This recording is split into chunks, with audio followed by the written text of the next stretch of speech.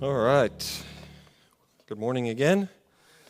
It's good to see you. It is a blessing to have Pastor Jay just lead us in a time of ministry there. And one of the things that, as I was sitting there thinking, and I mentioned this to second service, is being grateful. I was kind of got emotional first service. I held it together second, but I just was super grateful for our church. And I know that's what I'm supposed to say as a pastor, but there are many pastors who are not grateful for their church, and I am not because not because of anything to do with me, but just this idea that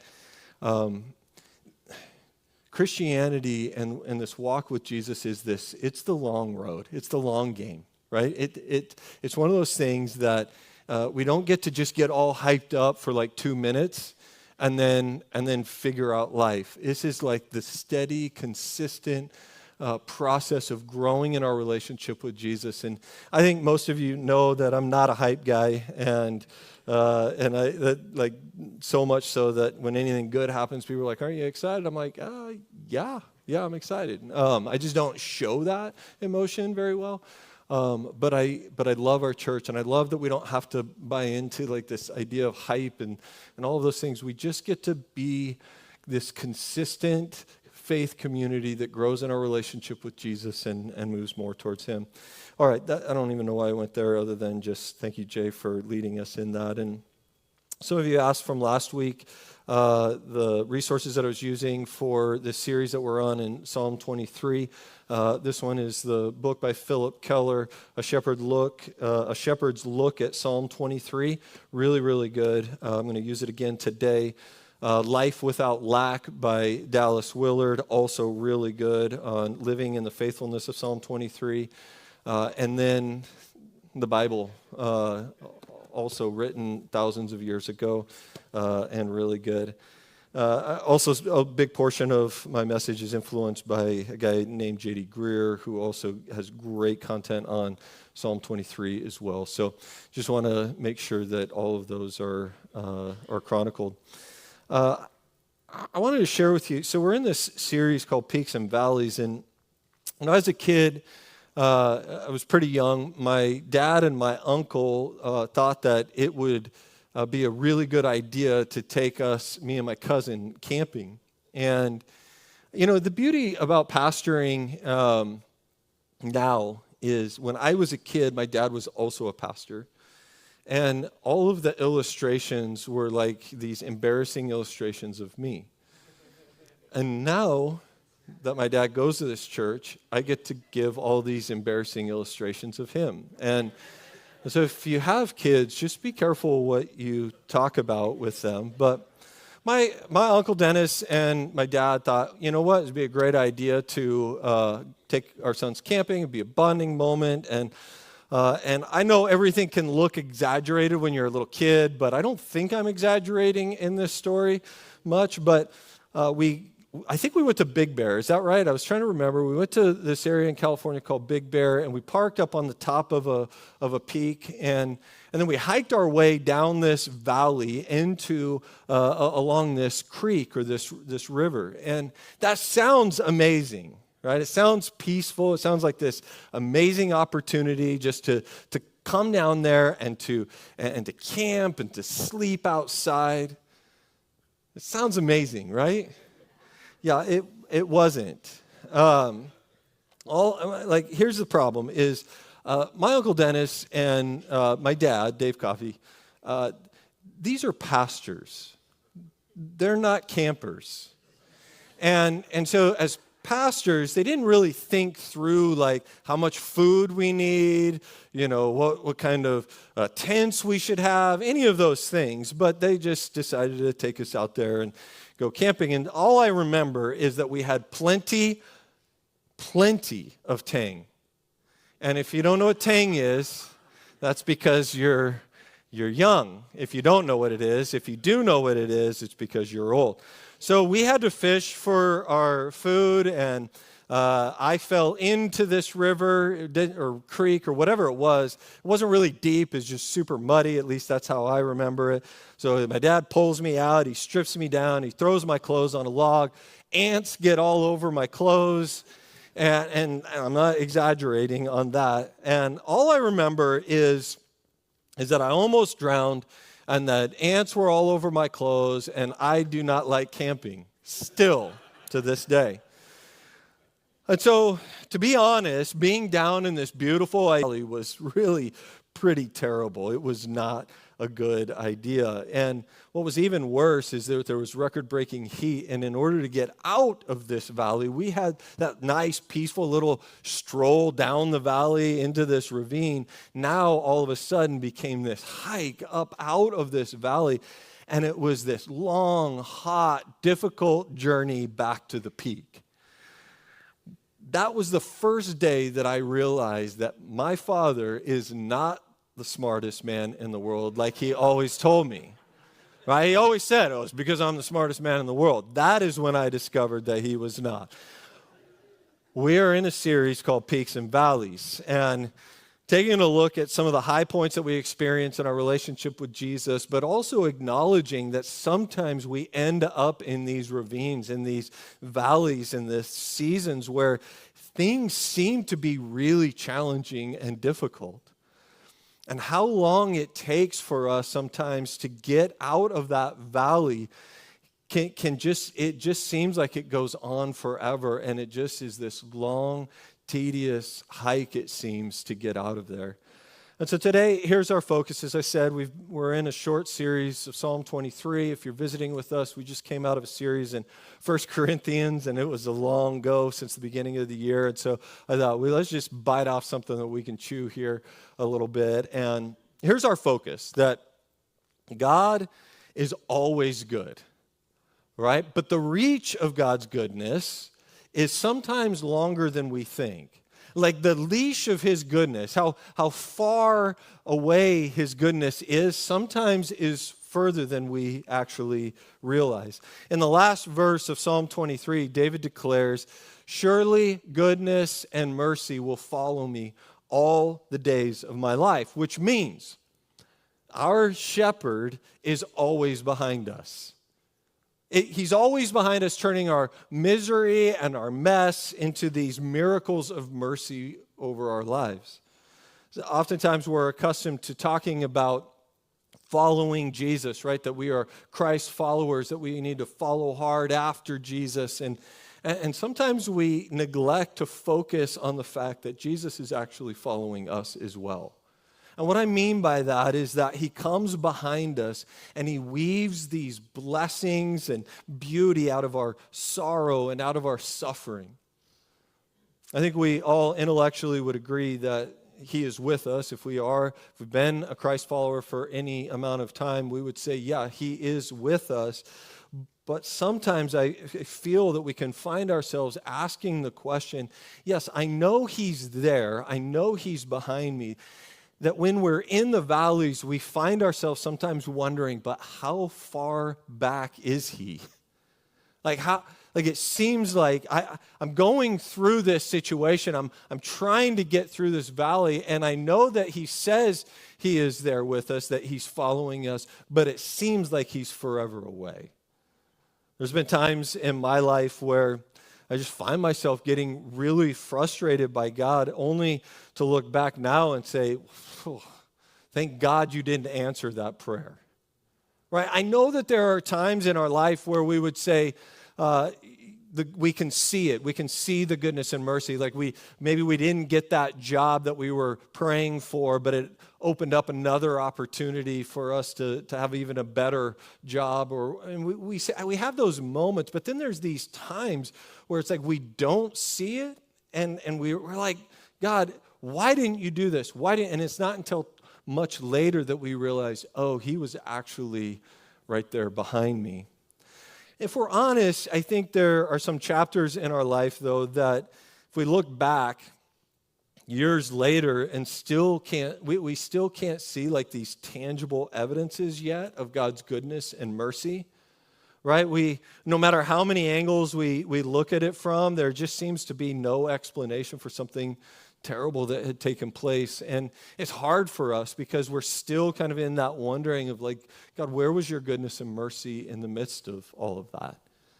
And yet David in his Psalms remains absolutely confident that even in the most painful chapters of his life, God's goodness and mercy is following him, and it is there present in the midst of his presence. So what I want to show us today is that the time that it takes for God's goodness to be manifest is often longer than we had wished, longer than we had expected, but it's always there. And his goodness is always at work in all things, that nothing is outside of his control, and not even 1 second is a waste of time. We're going to remind ourselves of a few truths of Psalm 23, but then we're going to jump all the way back to Genesis, and we're going to look at the life of a guy named Joseph. Psalm 23, verse 2, he makes me lie down in green pastures. As we said last week, sheep lie down in green pastures when they are comfortable, when they are safe. Normally in a green pasture, sheep will eat.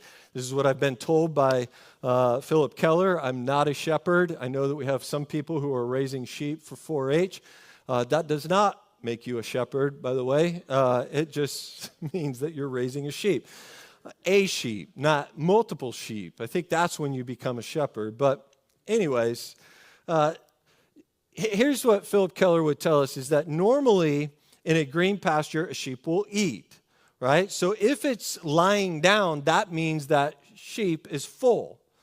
And so he says that in order for sheep to lie down and rest, they have to be free of 4 things: hunger, fear, conflict with other sheep, and pests. This is why, as people on this earth, we are considered the sheep of his pasture. Because we are not different than that. We are so much the same. When we go and lay our heads down at night, if you are hungry, if you've ever fasted, if you've ever, removed food from your life, it's hard to go to sleep because you're hungry and the sounds of your stomach are just keeping you awake, and all you can think about is ice cream and hot tamales. And if it sounds personal, it's because it is right now, but it's just hard to be at rest. Fear, like when we are afraid, we can't rest. We have Alexa in our home, and which is just such a weird statement to say today, but Alexa, you talk to it and it does things, and we put a camera out on our driveway, but now what happens is at 2 o'clock in the morning, Alexa's like, someone is in your driveway. And so, which is nice if there is actually someone in your driveway, but it wakes you up and you're like, wait a minute, is that a raccoon? Is it a deer? Is it a skunk? Or is it someone trying to kill my family? And then you start wondering, right? And it's probably just an animal, but you can't go back to sleep. Why? Because adrenaline's pumping and there's fear there. And now all of a sudden you've got to go get up and check, and then it's hard to go back to sleep because of all the adrenaline. And that sounds personal. It's because it is.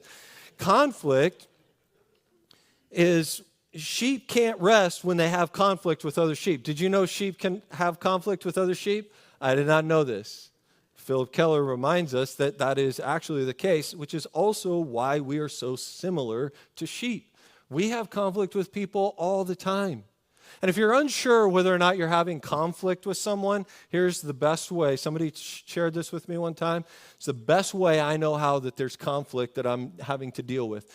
And it's this, is when I start having a conversation with someone to myself, right? So I'm starting to talk to this person imaginatively, like figuratively, and I'm like having this this is what I'm going to say, and this is what I'm going to tell them how things really are, and I don't know why I hit my fist like that. Like, I'm not going to punch them, but I'm going to have this conversation, and you're just rehearsing all of these things, and you finally get the opportunity to say something, and they're like, "Hey, how are you doing?" I'm like, "I'm fine. I'm good. Yeah, no problem." Right? But then the conversation continues in your mind. That's when you know that you have conflict, and it's why it keeps you up at night. And then the 4th thing is pests. Sheep can't rest when they're being bitten by fleas or disturbed by mice or parasites.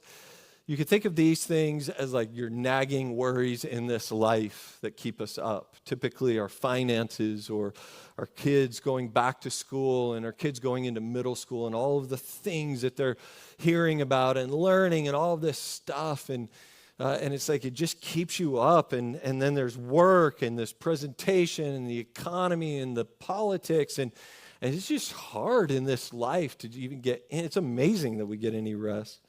But David says, I've learned to put the weight of all of these things on God, and I trust him to provide all that I need for them. Which then he connects to verse 5. He says, he prepares a table before me in the presence of my enemies. A table for David represents food. It represents fellowship with Jesus or with God, and it represents security. That even in the presence of his enemies, that's what he experiences with his shepherd. Right? Have you ever tried to eat when you're nervous or afraid? It's almost impossible. Like you're getting ready to give a presentation at work and the nerves are going. You're like, I am not eating anything until this thing's over. Or you got an exam, a test at school, you have STAR testing or whatever, or, ACT or what's the other one, SAT. I only took one. No, I took them both. And then it's like you're just nervous about it, and or you have to preach on a Sunday morning. It's just things like that. But David says, even with my enemies just a few yards away, I commune in peace with my shepherd because I know even my enemies are under his control. Not a hair falls from my head without his knowledge and consent. And so David says, my cup overflows. For someone walking closely with Jesus, it's not just that their soul is full, but that it actually overflows. That even in the times of pain and emptiness, they can minister to other people out of the overflow of the presence of God in their life. And maybe I mentioned my mom last week, but maybe you know a Christian like this, where even though they're going through just such a terrible, difficult time, seemingly impossible time of their life, and yet somehow in the midst of all of that, they are still ministering out of the overflow of joy and peace in their heart. You're going to see all of this play out in the life of Joseph in Genesis chapter 37. And so I'm going to kind of paraphrase the story of Joseph. We'll read some of the scriptures. You don't have to flip there unless you'd like to, but Joseph was the son of Jacob, who was the son of Isaac, who was the son of Abraham. And so, in essence, Joseph was Abraham's great-grandson. And Joseph was born the 11th of 12 sons. That's crazy, right? 12 sons, Joseph's number 11. And here's a key important fact of Joseph is that he was the most favored of his father. Now, I don't know how things go in your home with your family, but I'm guessing that some of you have favorites, right? Nobody's willing to admit that. I don't have favorites. I don't participate in that godless game that our kids try to pin us in. They're like, we know I'm your favorite. That's what each of our kids will say to us. No, like in this case, you've got 12 brothers, and they all know that one of them is their father's favorite. Imagine how that would go in your house, right? It would be terrible. All of his brothers saw it, and they resented it, and it all came to a head when the dad decides to present his favorite son with a gift, an amazing Technicolor Dreamcoat. Not really. Technically, it was a coat of long sleeves, right? Which is what the Hebrew text actually says. It was this long, ornate robe that communicated status, and it was oftentimes given to the oldest son, and it showed that you now no longer do manual labor. So here you have number 11, we'll call him, and he's presented this gift that should have gone to number 1, And now all of a sudden, not only is he wearing this long sleeve jacket, but it communicates to all the other boys, hey, this guy doesn't have to do any of the work. Imagine that in your home, right? It's not like these people were like the most godly people in the world, as we're about to find out. Like these guys, like they were human, and they were like, that is ridiculous. My kids fight over some of the stupidest things, but when kids get something that other kids deserve, all hell breaks loose, right? You would think they're just going to die. So then Joseph, who was still a teenager, all of a sudden starts having these dreams, right, about his future and how great he is.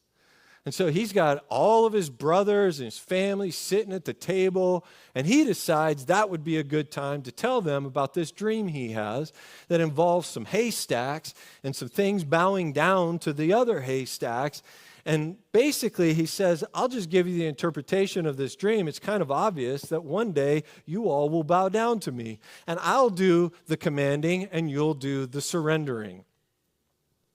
Imagine how that would go in your home when one of your youngest children decides to tell everybody, hey, just FYI, at some point you're going to bow down to me.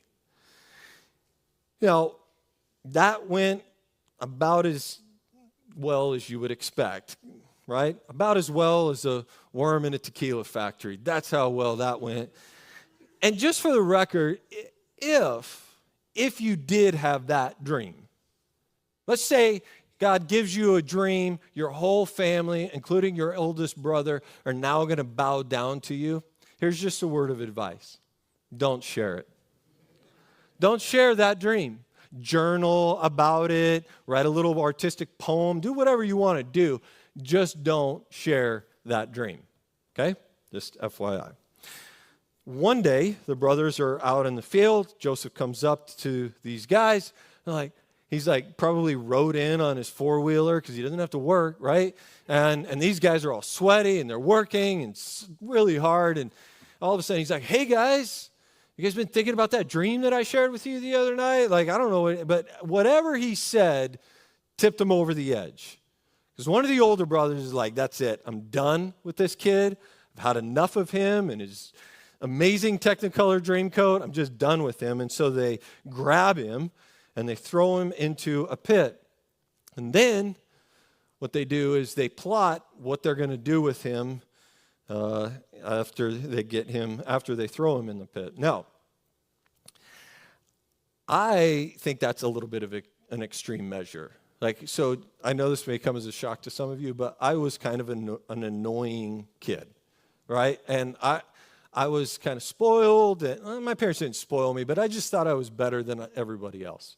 So this is kind of a joke, but apparently you guys are like, yeah, that checks out. That seems about right. So I was annoying, and so to say that wedgies were kind of a thing of my life was true, especially in basketball. And so to me, I'm like, okay, throw this kid in a trash can, throw him, give him a wedgie, do whatever just to teach him a lesson as a brother. But no, they decide to throw him in a pit, and they're maybe going to kill him, but they're not sure. And instead, what they decide to do is they decide to sell him into slavery. And so they sell him to some traders. They take his beautiful coat off of him, rip it up, dip it in goat's blood, take it back to their dad, lie to their father, and say, look at what we found, Dad. Seems like Joseph's maybe dead. They mourn the loss of their brother and son. Well, I don't know if they mourned him, but definitely his dad did. Meanwhile, back in Egypt, an Egyptian named Potiphar buys Joseph, puts him into service. Potiphar happens to be the captain of the Egyptian armies. And we encounter a phrase for the very first time, a very important phrase in the life of Joseph, and one that's integral to what we're talking about today. In Genesis 39, verse 2, it says, the Lord was with Joseph. Now, when I read the story of Joseph, and maybe you're like me, you might be tempted to say, was he? Are you sure? Because it kind of sounds like, if anything, God was not with him. right? Couldn't God have intervened and kept him out of slavery, right? Yes, he might have been a little bit annoying. He might have been that young kid who probably deserved some beatings from his brothers, but to say that like he deserved it would be a stretch. But Joseph understood that even in the midst of these things, even in the midst of being sold into slavery and now being enslaved by Potiphar, that God was still in control of his life. And so he rallies trust in God and he serves Potiphar faithfully. And even there, Scripture tells us that he did his work unto the Lord and not unto men. In verse 5 of chapter 39, it says, "And Potiphar saw that the Lord was with him, and that the Lord caused all that he did to succeed in his hands. And so he made him overseer in his house and put him in charge of all that he had." This is such a crucial turning point in the life of Joseph. Like, what if Joseph had said, you know what, God's not with me, right? It doesn't feel like he's there. It feels like he's kind of forsaken me. I'm now enslaved for something I don't think I should have done or something that I have done. And he's like, God's not taking care of me. So you know what? I'm going to take care of myself. I'm going to take matters into my own hands, and I'm going to make my way forward. The story of Joseph would have turned out very differently had that been his attitude and his posture towards life. But Joseph believed that that even in slavery, even in Potiphar's house, that his shepherd was close by. And he continues to serve him, and he continues to feast at his table, at the table of his presence, like he knows God is with me.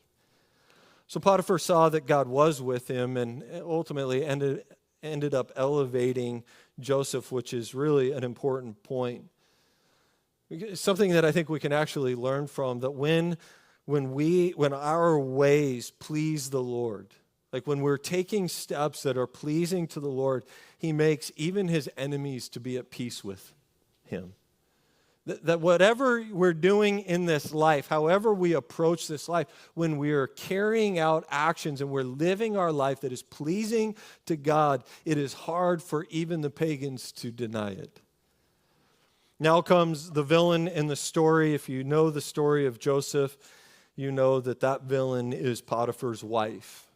Potiphar's wife decides that Joseph is a handsome man, right? And that's not my take on it. It's what the scriptures say. The writer of Genesis says that Joseph was handsome in both form and appearance, right? So like he's stacked, right? I think is what the kids say. I don't know. Like he's built, he's cut, and his appearance, he's easy on the eyes. That's what the writer of Genesis says, which is really a Hebrew way of saying he had no personality, right? So Potiphar was out of his house. Miss Potiphar comes in, propositions Joseph, and the only thing that's ever quoted of Potiphar's wife is here. The story records her saying this in verse 7 of 39. "Lie with me, sleep with me."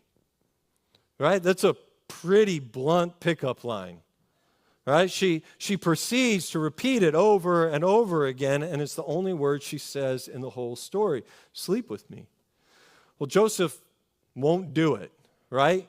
He got the shirt when he was in high school, I'm not doing it, right? And so he's not doing it. Why? Because it goes against God's law, and because it would be a betrayal of his master Potiphar. And so he resists. And Miss Potiphar is still being aggressive, and she approaches him again, and she grabs his coat and demands that he sleep with her. And Joseph says, no means no. And he tries to pull away, and she rips his jacket, this cheap Egyptian jacket. Like if he only had the amazing Technicolor dream coat, it probably would have stayed intact, but this one was a cheap jacket that just ripped. And now she's got the evidence, because she, of course, feels scorned and humiliated. And so later, when Potiphar gets home, she says that Joseph tried to rape me. And when she tried to push him off, the jacket, ripped in her hands. And tragically for Joseph, Potiphar believed his sex predator wife and throws Joseph into prison. And there we see the phrase again in verse 21. It says this, but the Lord was with Joseph and showed him steadfast love. Again, if you're like me, you're thinking, really? Are you sure? Because Joseph, you're the victim of sexual assault here.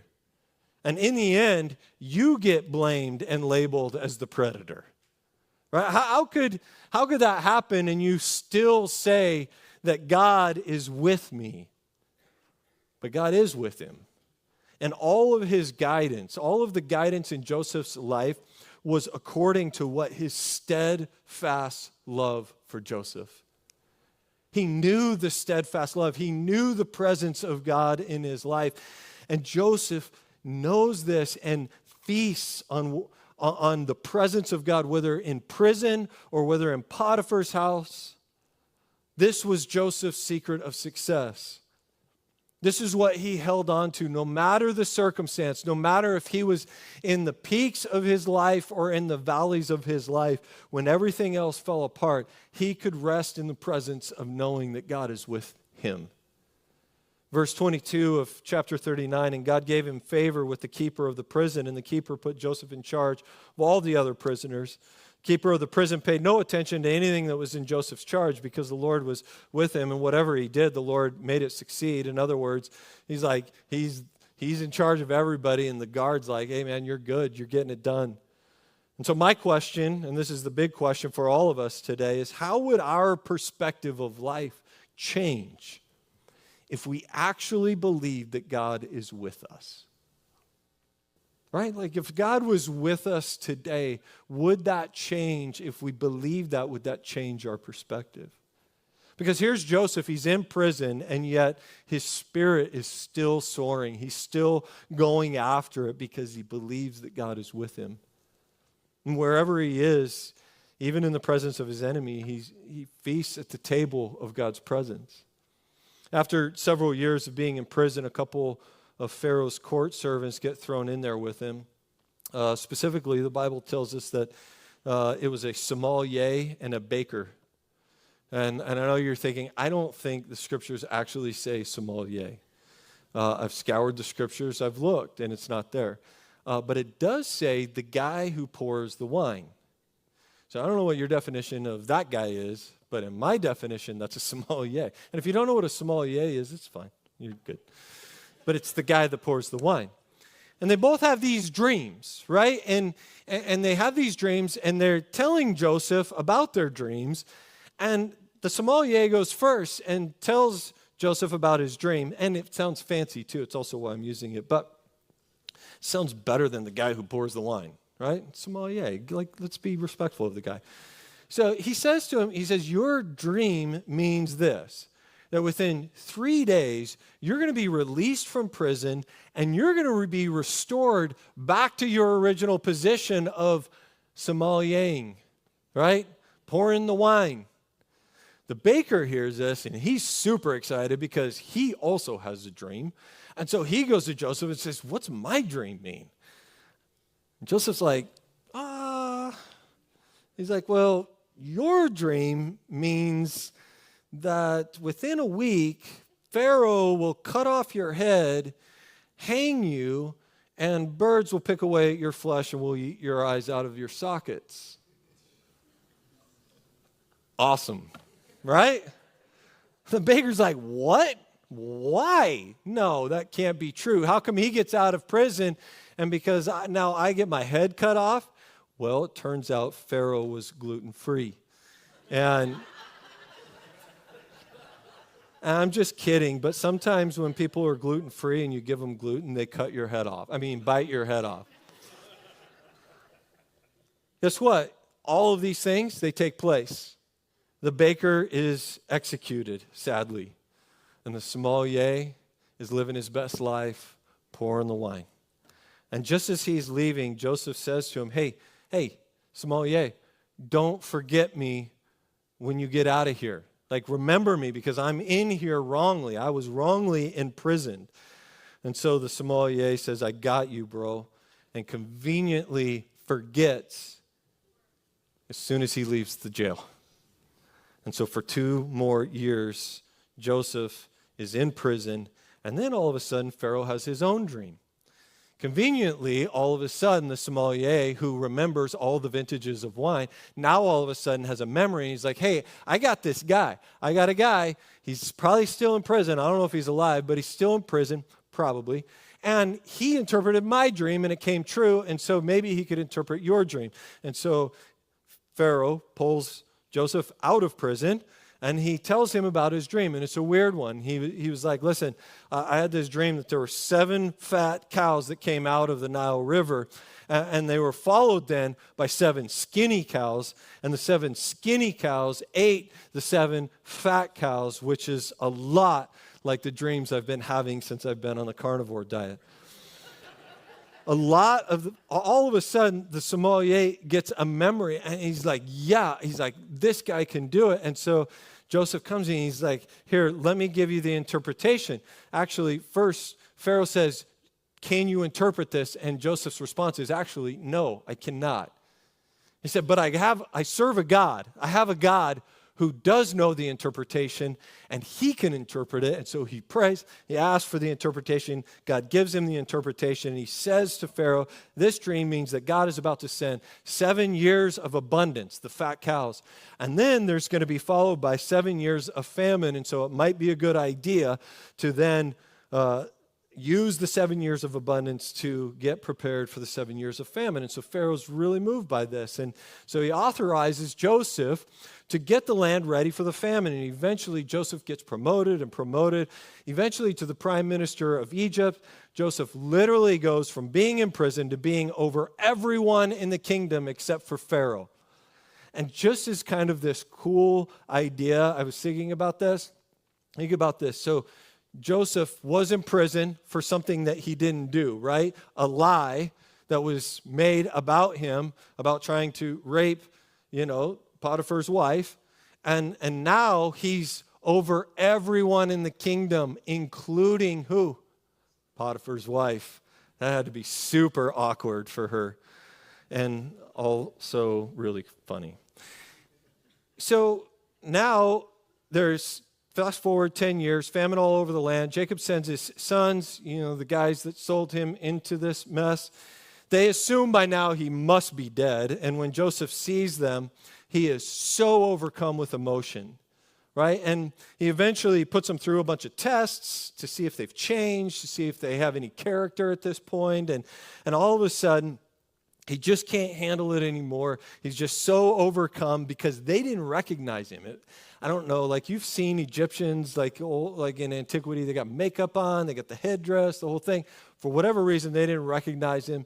Been 10 years. And so, here they are, and they're looking for food, and he rips off the headdress, and they see him for the first time, and I wonder what that was like. Right? The guy that they had sold into slavery, they thought was dead, now all of a sudden is standing in front of them, and he's one of them. Right? And he's over everyone in the land. I would think maybe terrified. That would be the word I would use to describe them. And so the runt of the batch, right? Joseph, the brother they sold into slavery and they lied about, is now the second most powerful man in the world. And this is what Joseph says in chapter 45. He says in verse 5, "Do not be distressed or angry with yourselves because you sold me here." They didn't ask. He's like, hey, don't worry about it, guys. I know what you're thinking. God sent me before you to preserve for you a remnant on earth and to keep alive for you many survivors. So it was not you who sent me here, but who? But God. And so again, I ask the question, how would your perspective of life change if you believed that God was with you? See, for Joseph, he says, listen, my cup, it overflows. Right? Even to the point of forgiveness overflowing from the satisfaction that God has been present in my life, this complete confidence of his sovereign plan over my life. That even in those moments of despair and those moments of great difficulty, God's presence was with me. He's like, I don't hold that against you. His brothers return, they get their dad, they bring him to Joseph, and after all of these years, they were reunited. Imagine that conversation with their dad. Hey, Dad, so you remember 10 years ago when we said that Joseph died? Well, he's not quite dead. He was mostly dead, but he's not all the way dead. So some of you got that reference to The Princess Bride. But so he's like, he's actually the second most powerful person in the land. And so they go back. But they're kind of afraid because they think Joseph's going to get revenge on them. And chapter 50, verse 18 says, but Joseph says to them, do not fear, for am I in the place of God? In other words, I'm not here to judge you. He says, as for you, you meant evil against me, but God meant it for good, to bring it about that many people should be kept alive as they are today. So do not fear. I will provide for you and your little ones. Thus he comforted them and spoke kindly to them. He's like, my cup overflows. It's almost as if he's singing a song that we sing often. Like, all my life you have been faithful. All my life he has been what? So good to me. I've feasted at his table. I've dwelt in his presence. I've dwelt in his house forever. He's been with me as much in the valley of the shadow of death as he is in the green pastures. He's poured so much goodness and mercy into my life that there's plenty in my cup to pour out for others, even the unworthy. Somehow in the midst of Joseph's completely chaotic life, he grasped hold of this faith that we see in Psalm 23. If somehow we could have read that to him, like when he's in prison, and we were to read to him Psalm 23, I think this is my assumption, and please, this is not gospel, but I just, as I think about it, it would be my assumption that while he's in prison, while he's in a pit, and you're reading to him, surely your goodness and mercy will follow me all the days of my life, I think that there's probably something there that Joseph's like, it just doesn't feel like goodness and mercy. Right? It doesn't feel like his goodness and mercy are following me right now. And yet he knew it to be true. Even though in those moments there may have been questions, he knew inherently that his goodness and mercy was with him.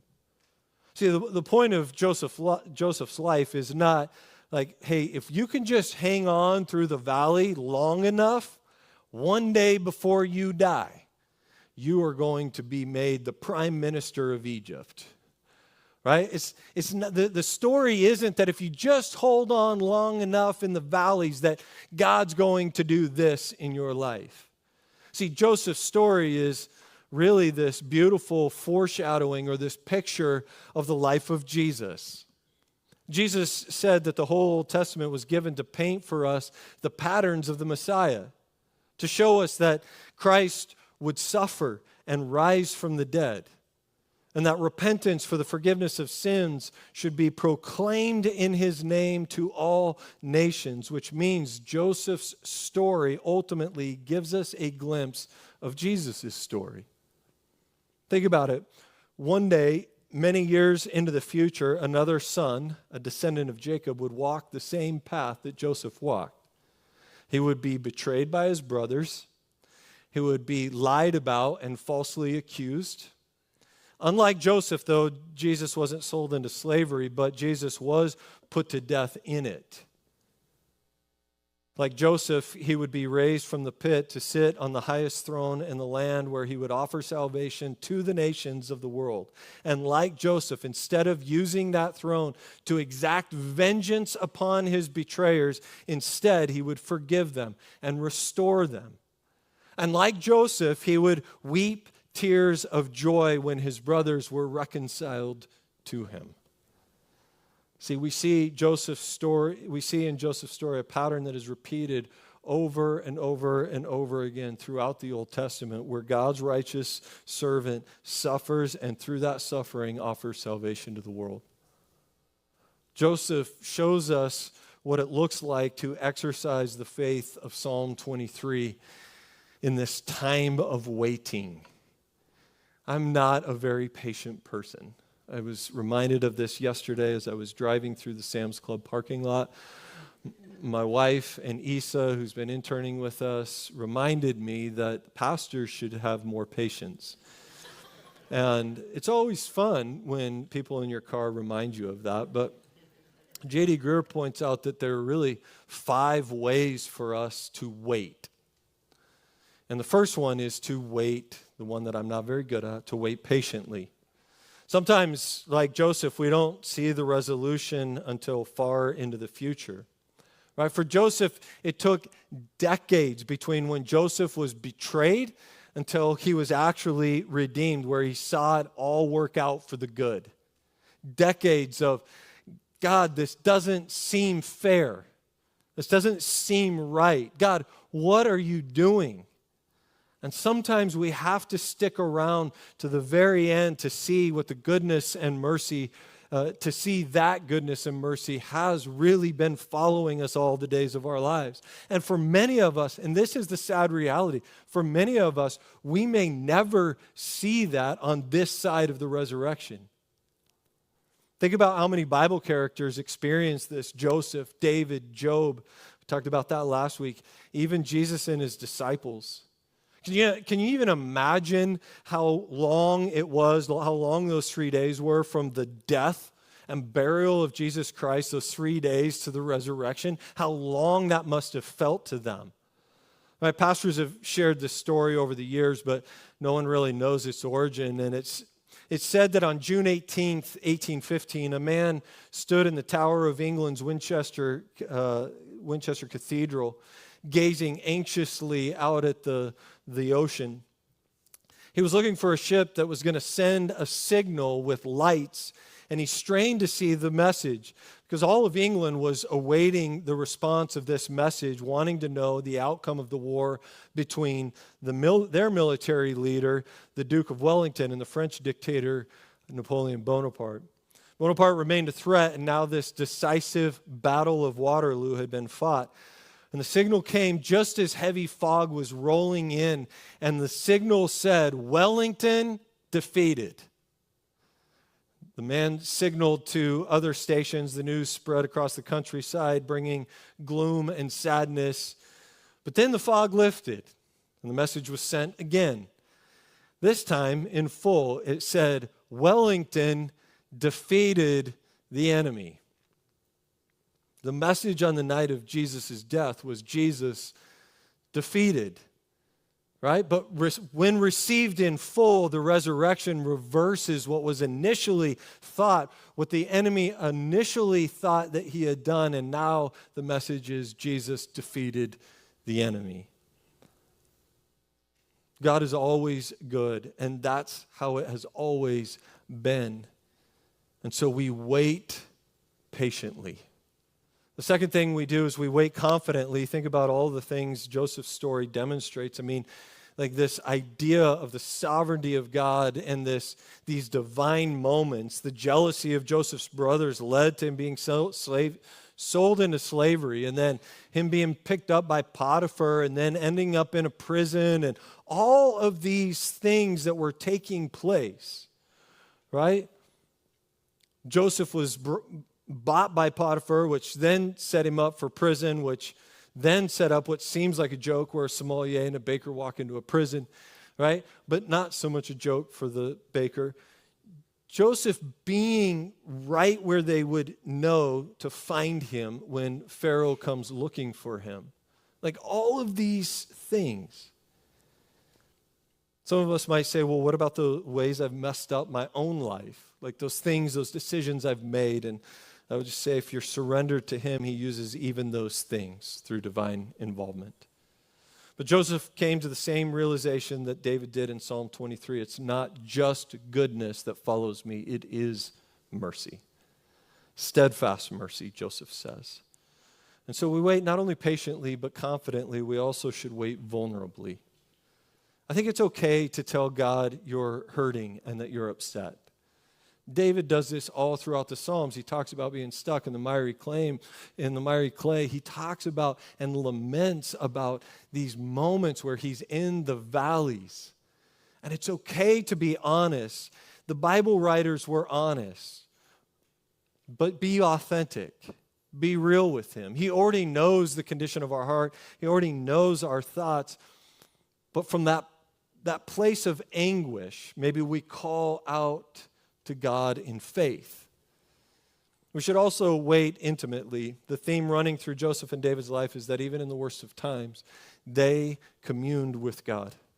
They feasted upon his presence. They were with him always.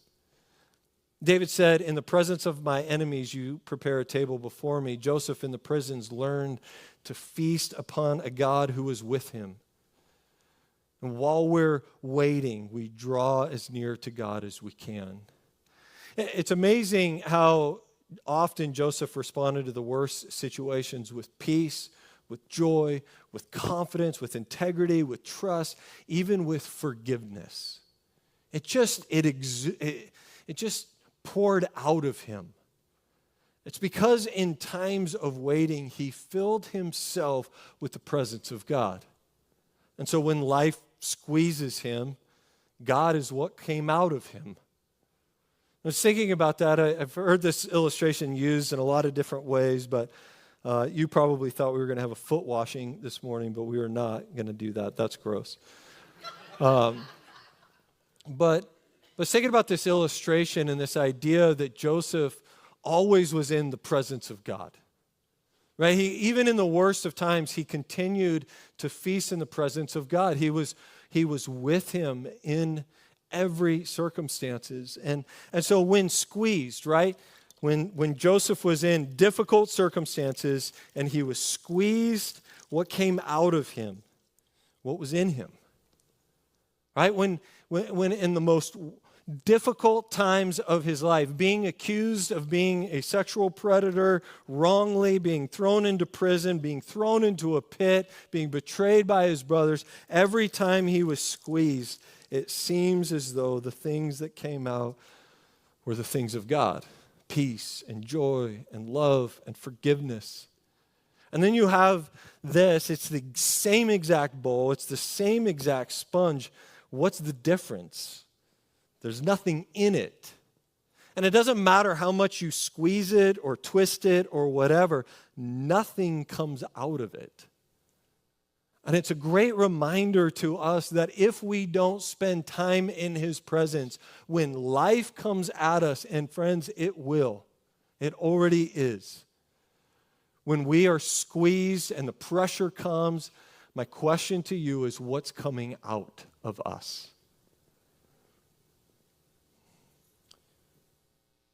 If you want to respond like Joseph responded, you have to feast where Joseph feasted and where David feasted, at the table of his presence. Finally, we wait expectantly. You may not get to see the culmination of God's goodness and mercy in your lifetime. That is true, but Joseph got to see glimpses of it. They waited expectantly. So did Job, by the way, as did David. A lot of believers get to see glimpses of God's good plan on earth, but in Psalms 27:13, it says, I believe that I shall look upon the goodness of the Lord in the land of the living. In other words, David said, it's not just someday in eternity. I want to see that today. We can expect the goodness and mercy of God in our life, in our marriage, in the lives of our children, in this church, in our circle of friends, and we can expect that that takes place in the land of the living today. We are right to expect that and ask for it. Friends, that's my prayer for us. Let me pray for you. My prayer is that no matter the conditions of the valley, no matter how difficult you find this place that you are in, no matter how steep that climb is to get out of that place, we continue to climb with him following after us all the days of our life with his goodness and mercy. But let's press into his presence even more.